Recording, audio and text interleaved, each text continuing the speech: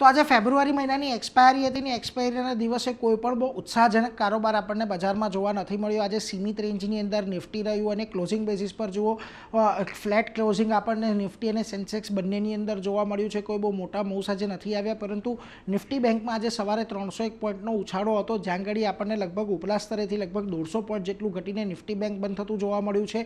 અને mid cap અને small કેપમાં આજના દિવસે ખાસી એવી વેચવાલી આપણને જોવા મળી, એટલે બ્રોડર માર્કેટ આજે ખાસા એવા નબળા હતા। હવે કયા સેક્ટર્સ આજના દિવસમાં તમને એક્શનમાં રહેતા દેખાયા, તો સૌથી પહેલાં જ્યાં ઘડી દબાણ આવ્યું એના પર વાત કરી લઈએ તો જુઓ મીડિયા, રિયલ્ટી, ઓટો, એનર્જી આ બધા સેક્ટર એવા રહ્યા કે જ્યાં ઘડી આજના દિવસે ખાસી એવી વેચવાલી આપણને અહીંયાથી આવતી જોવા મળી છે। અને જ્યાં ઘડી આજે થોડા ઘણા સપોર્ટ કરતા દેખાયા, એમાંથી મેટલ, ખાસ કરીને નિફ્ટી ફાઇનાન્શિયલ્સમાં આજે સારી એવી તેજી જોવા મળી અને સર્વિસ સેક્ટરની અંદર પણ એક થોડી ઘણી તેજી આજના દિવસમાં આવી છે।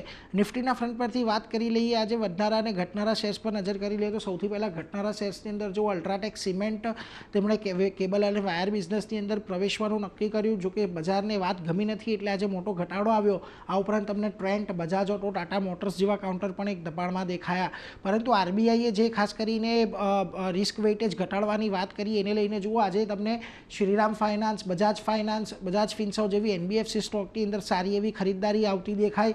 ખાસ કરીને નેસ્લે ઇન્ડિયા પણ આજના દિવસમાં એક પોઝિટિવિટી સાથે બંધ થતો જોવા મળ્યો છે। મિડકેપના ફ્રન્ટ પરથી આજે તમને જ્યાં દબાણ રહ્યું એમાં ખાસ કરીને જે વાયર સ્ટોક્સ હતા ત્યાં આગળ એક મોટું દબાણ હતું।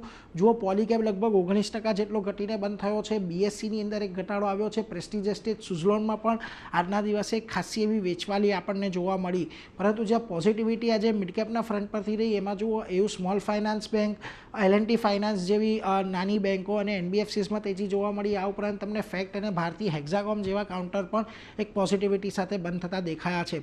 ઓવરઓલ આજે ફેબ્રુઆરીનો મહિનો છે, દબાણના હઠ્ઠે ચડી ગયો છે અને આખો સિરીઝ આપણને થોડીક નેગેટિવ રહેતી જોવા મળી છે। જો કે 22,500નું લેવલ છેલ્લા 3 દિવસથી આપણે તોડ્યું નથી ને આજે એક્સપાયરના દિવસે પણ આ 22,500નું લેવલ નથી તૂટ્યું, એટલે અહીંયાથી કદાચ શક્યતા છે કે આપણને થોડો ઘણો ઉછાળો આવતો જોવા મળી શકે છે કાલથી જ્યારે માર્ચ સિરીઝની શરૂઆત થાય છે ત્યારે।